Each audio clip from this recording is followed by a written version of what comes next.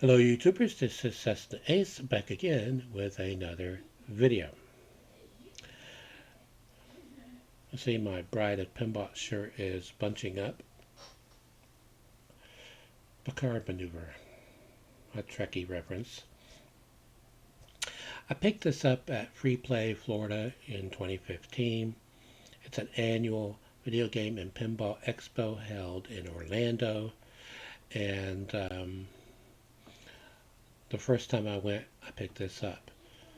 Now, at that particular expo, I met Gary Stern of Stern Pinball and asked him a lot of questions, and he answered them, and then talked to him briefly after the conference.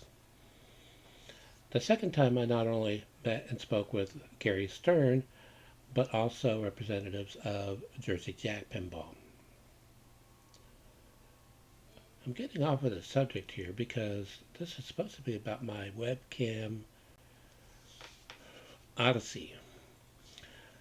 No connection to Magnavox. That's a little reference to the Magnavox Odyssey / video pack. Little nod to retro gamers. Anyway, I had a series of Logitech web cameras, and they always worked. Plug and play, plugged them in, the computer found them, they worked. Eventually, they would start to get a little fuzzy, and I couldn't clean them well enough to use them, or they would develop a fault in the sound, and so, I figured a short in the cable, so I would toss them and order a new one, and all would be right for a while. Well, this most recent time, bad audio, clipping, and snap, crackle, and senility. Snap, pop out, snap, crackle, and pops. Okay, so I tossed that camera, and I decided to go with a different manufacturer. I went with Nexigo. Their cameras are also supposed to be plug and play. It arrived, plugged it in, the computer couldn't find it. And because the computer couldn't find it, neither of my capture software programs could find it either.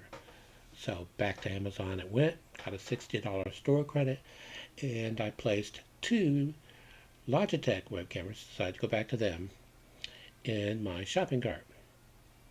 One, a mid-range model to placate my wife, or to please her, and the second one, a high-end model to please me. I was hoping that when some money came in, I'd be able to talk her into the high-end model. The mid-range model with extended warranty and everything, which she always gets, was over $100. The high-end model, the one that I really wanted, without extended warranty or anything, $200. So, guess which one my wife got? The mid-range model, even though we had a $60 store credit at Amazon. So, because of that return Nexigo. I could have gotten the high-end model for what the mid-range model cost with the extended warranty, except that $60 store credit lowered that price even further, so we didn't pay that for it. But anyway, this is the mid-range model that my wife ordered. Logitech C920X Pro HD webcam. Now, I've had a number of Logitech cameras in the C9 series. They'd always worked fine. As I believe I already mentioned, and it'll be rearing its head again.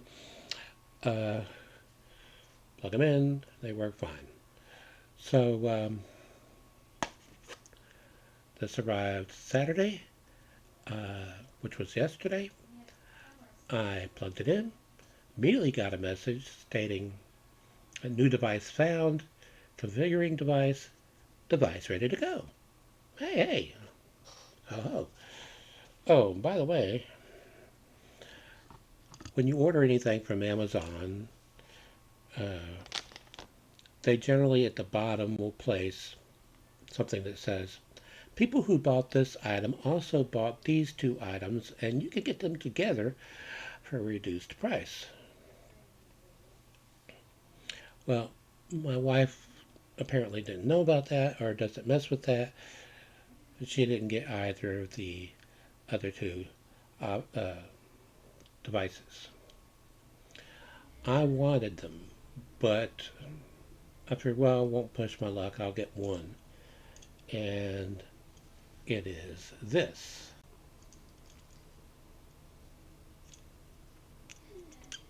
A mini tripod with an adjustable head. Of course, the legs extend out. And also came with this, which this is compatible with, in addition to webcams, and I plugged it into this webcam and it worked fine. It's also compatible with cell phones or mobiles if you're elsewhere in the world. Now the other option, the other item I did not get was a privacy screen, which wasn't hardly anything, but I figured I wouldn't push my luck on that. And besides, we've always gotten in the habit of either unplugging the camera entirely when not in use, or turning it around backwards and making sure that any capture software is not running. That's at a minimum. Usually unplug. Okay. Plug this bad boy in. Immediately got video. But no audio. This was with OBS Studio. So I switched to Debut Professional. Same problem. So then I thought, well, I'll choose audio device only and see what happens. No video, of course, but the audio was good. And well, it was there. But snap, crackle, pop, and obviously brand new, so wouldn't have a short in the cable. So I thought, well, that camera I threw away probably didn't have a short in it either. So I thought, well, what am I going to do? I kept messing around with the settings and so forth, and then I saw on top of the computer tower this bad boy, which reminded me that we had it. In fact, I was the one that had ordered it. Plugged it in. Audio. So there you go. That is taken care of. Now, the camera that I wanted, also a Logitech, this one is a 1080p, but 1080p only when doing video conferencing. When doing capturing, 720p. The one that I wanted captures at 4K. And it has a special lens and all this and yada yada yada, $200 without shipping, without any of the extended warranty stuff, so obviously my wife wasn't going to get that. Okay, this does have well, It says full HD 1080p video calls. HD autofocus, automatic low light correction. Now the $200 camera has a lot of other features, but didn't get that one. Now, as it turned out, right after I ordered this camera, or my wife did, I posted about it at Patreon/cessnaace, link in the description box. And the next day, a Patreon supporter of mine commented that because he liked my channel so much and that my videos meant so much to him, he was offering to send me a new webcam. And I told him, well, vis-a-vis the post that I just made the previous day, I've already ordered a replacement camera, but I greatly appreciated the offer. And so, there you go. Okay, so there is that. And I was going to also open some packages in this video. This is what the tripod came in. Well, and that was in this.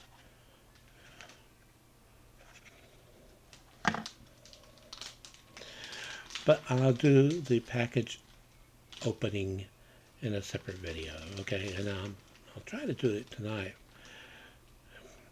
I was going to do this video much earlier in the day, but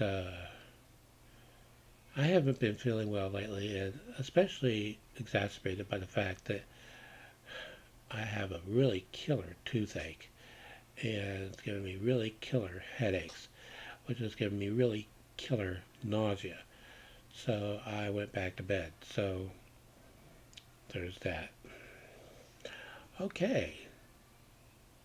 Until next time, stay awesome. And also, I greatly appreciate those of you who have stuck with me even though I haven't had a web camera or anything like that. I've just been uploading play videos.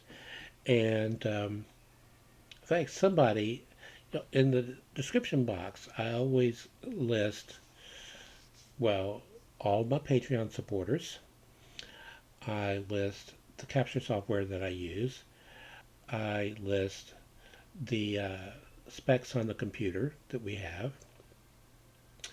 And the little thing at the bottom about I'm always open to constructive suggestions to improve the channel. Well, somebody had commented to one of my videos that my videos are boring, and my view count reflected this. No constructive ideas on how to improve my videos, just that they were boring. Well, I can't help that. So, oh, while I'm thinking about it, I do want to thank somebody who was constructive, well, not in a way to improve my video, although his suggestion has resulted in a series of videos that I've been doing. Larry Bundy Jr., aka Guru Larry. He's been a friend of mine on YouTube for a long time. In fact, going back before I was even doing videos to begin with. My first videos, back when I didn't have gray hair, and I had hair, and a full set of teeth. In fact, in one of the videos, I commented about the fact that I have my own teeth. I still do, some of them.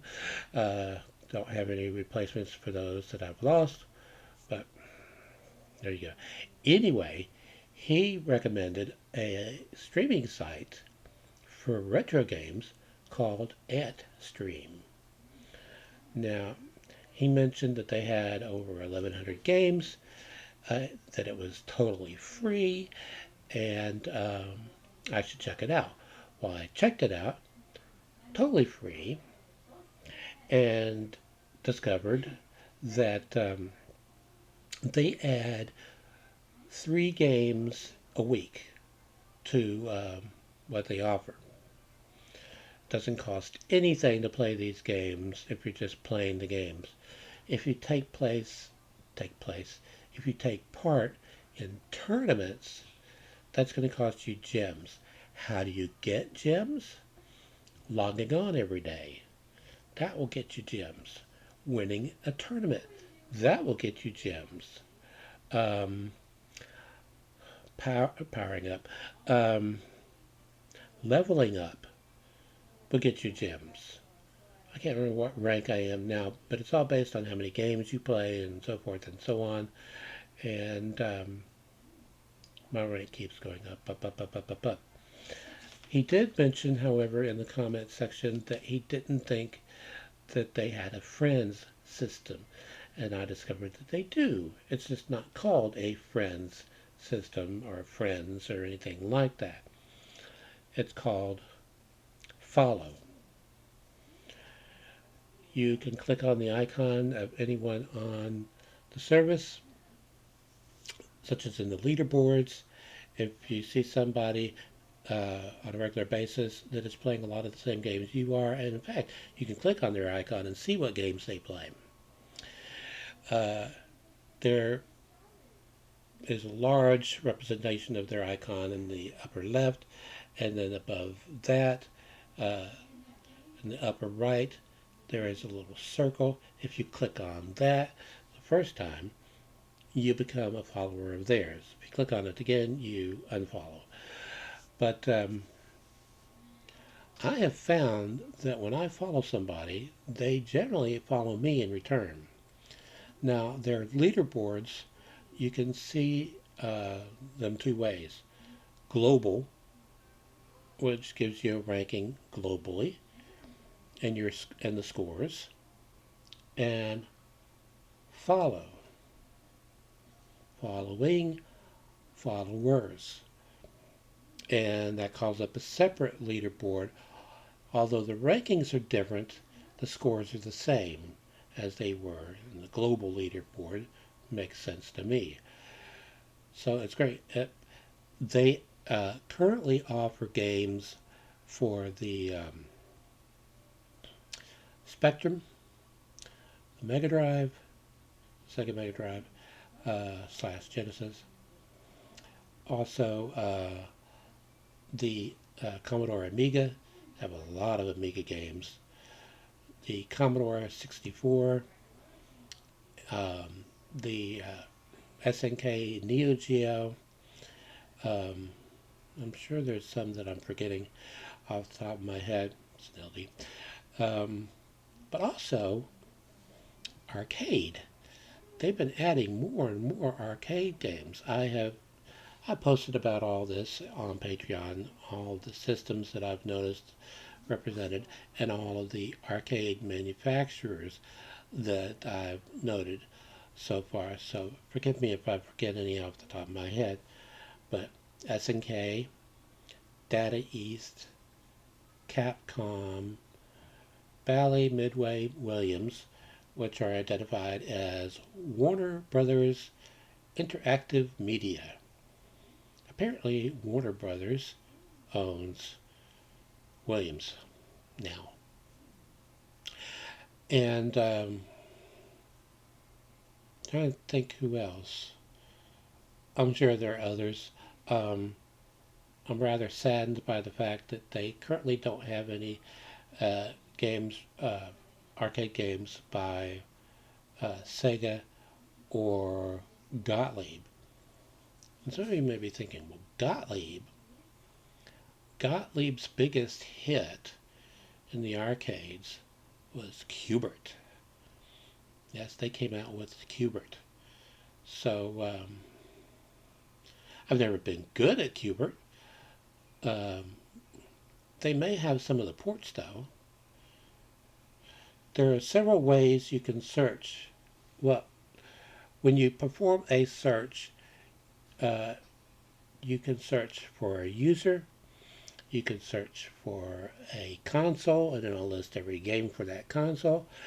You can type in genre, and it'll list all the games in that genre, so forth and so on. And There's also a series of links for systems and genres and so forth. Like there's one for the Amiga, and there's one for fighting games, driving games, so forth.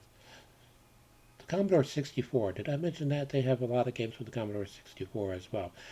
They have a Discord page, which in order to be able to post on it, you have to be a user at Antstream. And I'm on there. And you can, they don't really like you requesting specific games. Genres, yes. Games from certain publishers and developers, yes. More arcade games, yes, you can do that. Some people have requested specific games. Nothing happens to them, but they can. Now remember, this service is completely free. And yet, they currently have, as I'm recording this video, 1,173 games. They had just over 1,100 when I first signed up, which was also free. They add, I've noticed, 3 a week, although sometimes they also add another 2 somewhere down the road. Most recently, they added, of course my mind's going to draw a blank on me here, but 3 arcade games. And about 2 weeks ago, they had added Wizard of War, which I did a video of me playing. Badly, but I played it. Really cool. Now they have an area for suggestions on Discord, and I suggested that they might consider adding dip switch settings for the arcade games, because currently they don't. But everything's default. As I've mentioned in the title section of many of my play videos, I submit a lot of scores to levelupscore.com, which is a site it's a site that is run by users who previously were at highscore.com. I was an administrator at highscore.com, although I only administered games for the Sega SG-1000, the Mark III, the Game Gear, and the Master System. But at levelupscore.com, they wanted to fix a problem that was prevalent at highscore.com, which was that while every system known to man was included there, same at levelupscore.com, some systems, many in fact, did not have an administrator. So if a game or a game level or a track for a racing game or a table on a pinball game or what have you wanted to be added, and there wasn't a site administrator for it, well, the overall site administrator would do it eventually. Well, levelupscore.com has assigned, and they took requests. What do you want to administer? So every system has, from what I've noticed, at least 2 administrators for games. PC, which is one of the systems I'm an administrator for, has something like 5 administrators. So 5 people who can add games, levels, tracks, tables, and so forth to the site. And because I'm a frequent user of Steam, I am frequently adding games that are on Steam. Or there have been occasions where, and you can request something be added. I have come across some arcade games that are really obscure that weren't on levelupscore.com, which is rare because they have seemingly every arcade game you can imagine, but there are some obscure ones that they didn't have. And when Antstream would add them, and I'd go and look for them and not find them, I would request them. Well, more often than not, it's been generally for a game that was released for a console. For example, a game that was released on multiple platforms, especially the British microcomputers, and the American micros for that matter, Japanese, they carry all that stuff. They would list, okay, with this game, you type in the game and it gives you a list of all the systems it came out for, and you click on that system, and then you select whether you want to submit a score for actual hardware or for emulation.